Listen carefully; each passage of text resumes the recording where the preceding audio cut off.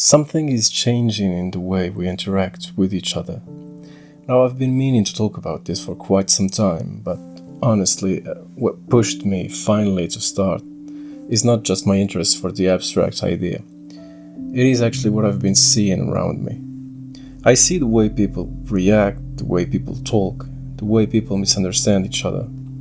And this is not just on my immediate environment alone, it is actually happening on a much larger scale. There is something changing. Now, before we begin, let me be clear about one thing. This video is not here to offer a solution. It is not here to tell anyone what to do, what to believe, or which direction to take. The objective is to gain as much clarity as possible about the human condition in the climate we are living in right now. All that based on what we know, or at least what we can reasonably understand about the human psyche. Let's start with something very simple. How much multimedia content did you go through this week? And I mean all of it: videos, short clips, memes, ads, posts, political fragments, and commentaries. Random things you did not search for, but that still reached you. Now compare that to the amount of content you were exposed to 5 or 10 years ago. The trend is obvious. As time passes, we are moving towards more and more exposure. For most of human history, our environment was made of familiar things. Known faces, known places, known customs, known conflicts and beliefs. Most people encountered a limited number of individuals in their lives, and many of them shared the same way of speaking, thinking, dressing, believing, and basically interpreting the world. Today this has changed. And this raises one essential question.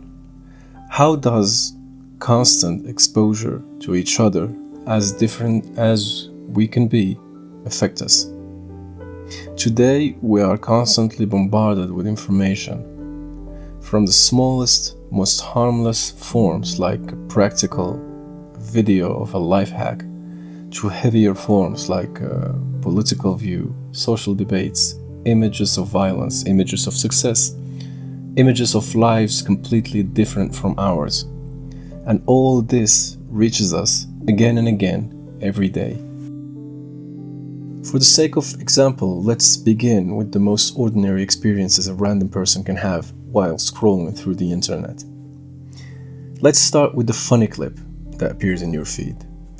At first you laugh alone, maybe you watch it a few more times, then you send it to people close to you. Some of them laugh too, others seem to enjoy it, but you can feel that it did not land in them the same way it landed in you. A few seconds later, a politically charged clip appears in your feed. You feel the heat even before knowing who is who. Your first reaction, you try to understand where it stands. Is it aligned with your views or against them? Then, as the seconds pass, you may go through different states like frustration, reassurance, fear, anger, or relief. And no matter where you land emotionally, the comment section can suddenly make you feel the complete opposite. Then comes the random post that everyone seems to find interesting except you. Not because the post is bad in itself, but because something at the beginning caught you off guard.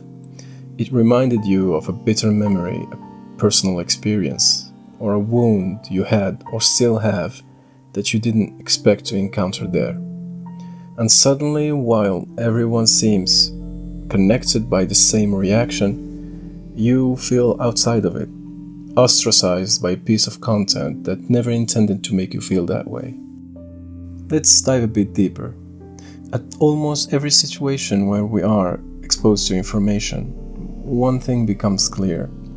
Information itself and what we make of that information are never exactly the same thing.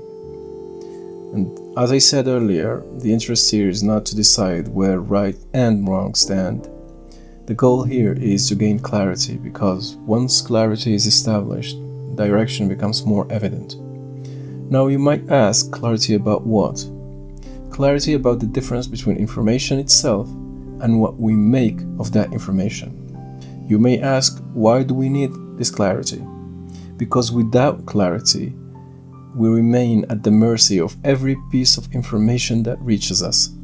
Each image, each sentence, each video, each comment can bend our perception before we even understand what is happening inside of us.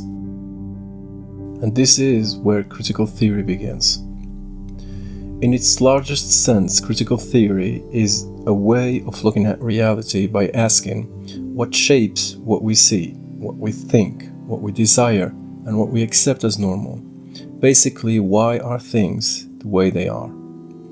In that sense, critical theory is not here to tell us what to think. It is here to help us understand how our thinking is being formed. And in a world where information reaches us constantly, this is extremely necessary. This series will try to give structure to that hidden space between reality and belief. Through a structured approach, these videos explore how humans integrate reality and why this process is so important in the formation of our core beliefs.